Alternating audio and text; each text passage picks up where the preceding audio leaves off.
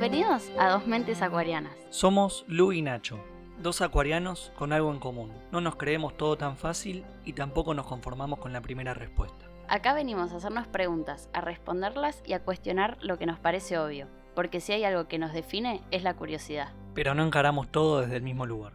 Nacho es quien se mete en las teorías conspiranoicas, en los hilos sueltos, en esas versiones alternativas que andan dando vueltas y que muchas veces incomodan. Y Lu, desde un lado más periodístico, se mete en los datos, en la información concreta, pero sin dejar de lado su parte espiritual y mística. Y en ese cruce pasan cosas. Porque no siempre estamos de acuerdo. Y justamente ahí es donde se pone interesante. Este podcast no busca decirte qué pensar. Busca plantear preguntas, generar debate. Invitarte a mirar las cosas desde otro lugar. En cada episodio vamos a meternos en teorías, hechos históricos y datos curiosos que de una forma u otra nos hacen ruido. Algunos te van a volar la cabeza, otros te van a hacer dudar. Si sos de las personas que le gustan las conspiraciones, los misterios, la historia con sus versiones no tan contadas, O simplemente querés escuchar una charla distinta mientras vivís tu día, entonces estás en tu lugar correcto. esto es Dos Mentes Acuarianas. Hoy vamos a hablar sobre la llegada del ser humano a la Luna. Pero nos hacemos la pregunta, ¿llegamos a la Luna realmente? Aunque muchos creen que las teorías sobre la Luna empezaron con el Apolo 11, la realidad es que la sospecha viene de mucho antes. Lo que hizo Apolo fue prender la mecha.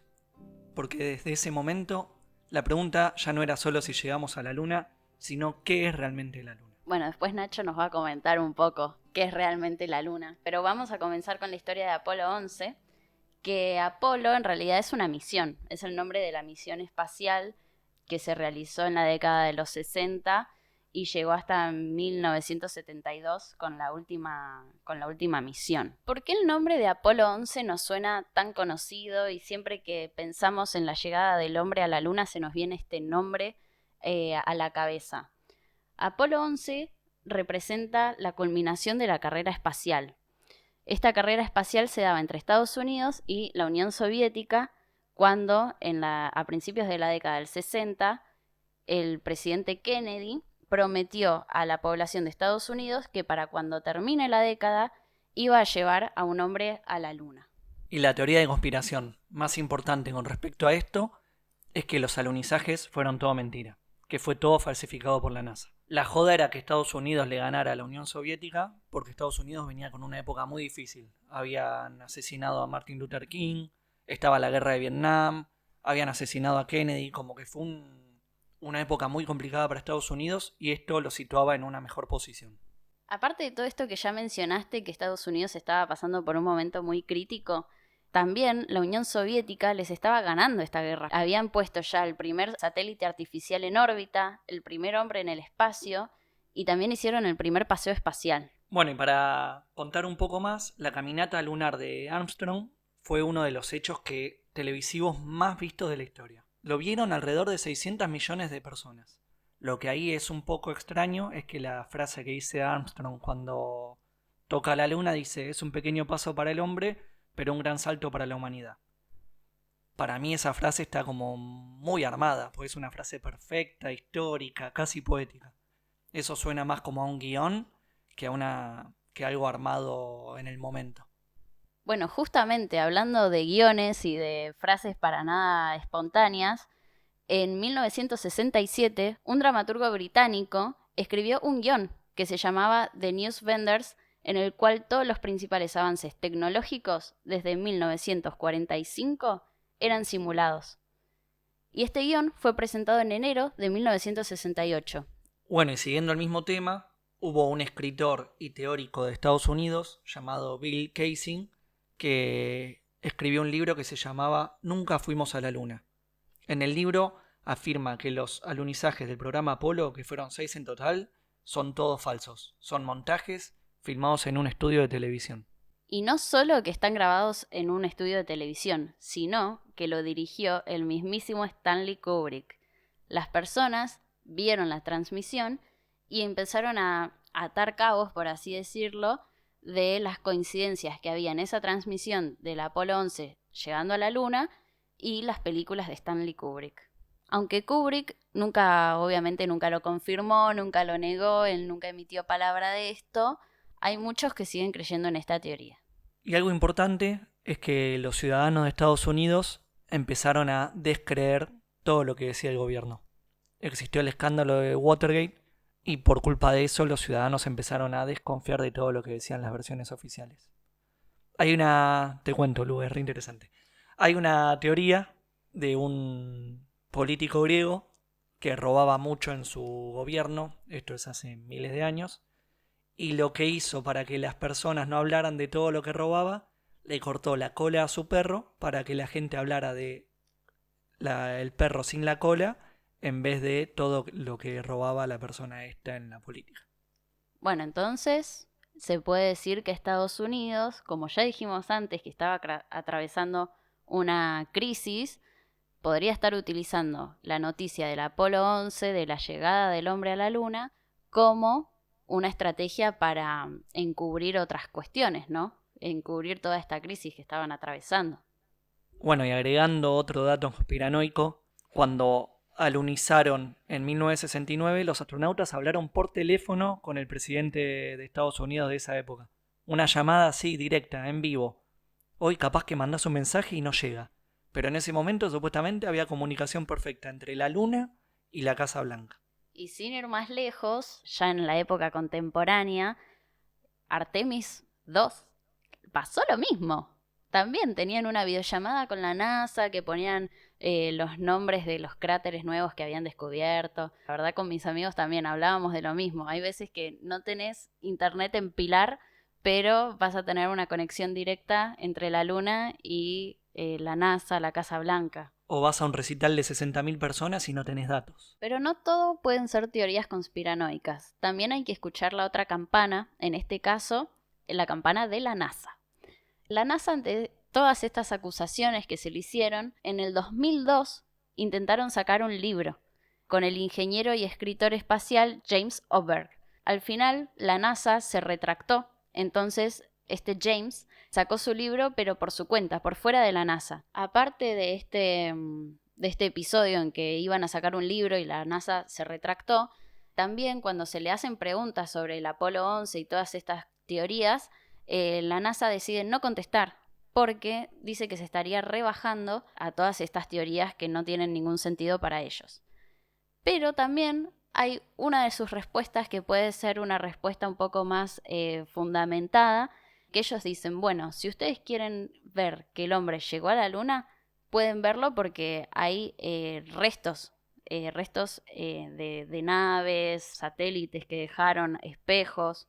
Igualmente eso se puede refutar fácilmente porque lo puede haber puesto un satélite, una nave sin gente, no hace falta que haya llegado el humano a la Luna. Y volviendo a la actualidad, que Lu ya nombró a Artemis, es muy parecido lo que pasó con Apolo con lo que está pasando con Artemis. La diferencia es que en vez de estar la Unión Soviética, ahora está China. Hay una carrera por llegar a la Luna. Ahora lo que sucede, como bien dijo Nacho, China ya está posando naves robóticas en la cara oculta de la Luna. Que esta cara oculta de la Luna es como una zona de la Luna y China quería tomar como cierta posesión. Entonces ahí es donde la NASA se pone las pilas después de 50 años y dice, bueno, vamos de nuevo a la Luna. Igual ahí hay algo que no termina de cerrar. Con Apolo 11 supuestamente llegaron a la Luna, bajaron, pusieron bandera. Y hoy con toda la tecnología que tenemos, con Artemis 2 no bajan, solo van, dan una vuelta y vuelven. Es raro, ¿no? Como que hace más de 50 años podrían haber hecho algo que hoy todavía no repiten. ¿Perdimos tecnología o hay algo de esa historia que no nos están contando? No me quiero poner a defender a la NASA, no soy la defensora ni abogada de nadie, pero supuestamente Artemis, a diferencia de las misiones Apolo, no aterrizó en la Luna porque funcionó como un ensayo general para probar el viaje de ida y vuelta a la Luna sin el módulo de aterrizaje. También, consistió en recopilar datos en tiempo real sobre el comportamiento humano, el sueño y la exposición a radiación para estudiar cómo el espacio profundo afecta al organismo, confirmar que todos los sistemas de la nave espacial Orión funcionan según lo diseñado, con una tripulación a bordo en el espacio real, Y me faltó agregar que Artemis también funciona como una preparación para Marte. O sea, quieren sentar las bases para la presencia humana a largo plazo en la Luna y desde la Luna después tener futuras misiones espaciales hacia Marte. Igual ahí te corto un segundo. Tengo una duda. La cápsula vuelve del espacio profundo, reingresa a la atmósfera a velocidades altísimas, se habla de 40.000 kilómetros por hora, termina cayendo en el océano sostenido por un paracaídas y cuando la ves no tiene ni una abolladura, está prácticamente intacta. Es raro, después de un viaje así, de una fricción brutal y temperaturas extremas, uno esperaría otra cosa. De paso sumo dos teorías conspiranoicas del Artemis. Por un lado, que las imágenes están manipuladas. Son imágenes CGI, que son imágenes generadas por computadora. Y con la tecnología actual que tenemos está todo editado. Porque es raro que queden las tomas quedan demasiado perfectas, demasiado limpias, sin imperfecciones. Y cuando todo se ve tan pulido y tan cinematográfico es inevitable preguntarse, ¿estamos viendo el espacio o una producción? Sí, también agregar que no se ven las estrellas. Como vos decís, no hay imperfecciones, es todo muy cinematográfico. Yo estuve viendo las fotos que subía la NASA y es verdad, es como si estuviese todo planificado. Y una teoría más es que algunos creen que la misión es una cortina de humo para ocultar tecnología extraterrestre o civilizaciones antiguas en la parte oculta de la Luna, argumentando que las misiones espaciales no buscan exploración científica, sino encubrir estos secretos. Qué bueno que volvés a mencionar a la Luna, porque nos quedó en el tintero, es una de las primeras preguntas que nos hicimos en este capítulo. Pero, ¿qué recarajianos es la Luna, no? Según la NASA, es un satélite natural que se formó cuando la Tierra, hace un montón de millones de años, chocó contra un protoplaneta. Ahí se creó la Luna. Por eso, supuestamente, compartimos ciertos minerales con ella. Pero bueno, una de las teorías conspiranoicas que traemos hoy es que la Luna no es que se creó por un acto de la naturaleza, sino que fue traída. Es un objeto artificial. Porque si te pones a pensar, tiene un tamaño y una distancia muy perfecta. Genera eclipses casi exactos, el Sol y la Luna se ven del mismo tamaño de la Tierra y su órbita es extremadamente estable. A partir de eso aparece la teoría más extrema, que la Luna sería una especie de estructura artificial o incluso una nave. Algunos lo llevan más lejos, que fue colocada por una civilización avanzada, que cumple una función, que puede ser observar, regular o incluso intervenir en la Tierra. Esto me hace acordar a una peli que yo veía cuando era chiquita, que se llama Marte necesita mamás, que justamente sucede en Marte, pero Marte en realidad es como tiene vida en su interior. O sea que podría simular también lo que es la Luna, o sea, una superficie que en realidad dentro es hueca o tiene una civilización oculta. Y con esto de que es hueca es una teoría que se apoya en muchísimos relatos de misiones espaciales, que cuando los objetos impactan en la superficie lunar, la Luna vibra o resuena como si fuese una campana. Bueno, y sumando una teoría más, es que siempre vemos la misma cara. Esto es real y comprobable, está comprobado científicamente. Pero siempre nos muestra el mismo lado. Del lado conspirativo se plantea que no es casual, que esa cara oculta podría esconder algo. Y ahí aparece el misterio. ¿Por qué nunca vemos el otro lado desde la Tierra? ¿Qué hay ahí que no se muestra? Pero también está la explicación clásica que habla del acoplamiento de marea, que rota al mismo tiempo que gira alrededor de la Tierra, y es por eso que siempre vemos su misma cara. Y ahora voy a contar dos teorías más que son las que más me gustan, que una es que la Luna puede ser plasma o un fenómeno energético, como que no sería completamente sólida, sino que sería de otra materia. Estos se apoyan en cosas como videos donde parece transparente o hasta vibrar, cambios de colores raros, halos o efectos alrededor. Lo que supone es que lo que vemos no sería un objeto físico tradicional, sino algo más cercano a energía o proyección. Y por último, que el reflejo de la Tierra está en la Luna. Lo que vemos en la Luna podría ser una especie de reflejo o proyección de la Tierra, como si fuera un espejo distorsionado. Eso abre a preguntas más profundas. ¿Estamos viendo realmente la Luna o una imagen? ¿El cielo es un espacio físico o una especie de pantalla? El problema no es si llegamos a la Luna, sino aceptar que capaz nunca entendimos qué es la Luna. Y hasta acá el episodio de hoy. Seguramente no te llevas todas las respuestas, pero sí un par de nuevas dudas.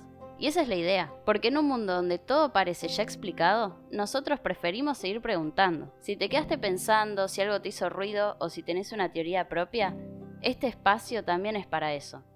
Nos podés escuchar, compartir o seguir acompañando en los próximos episodios. Esto fue Dos Mentes Acuarianas, donde nada se da por hecho y todo puede ser cuestionado.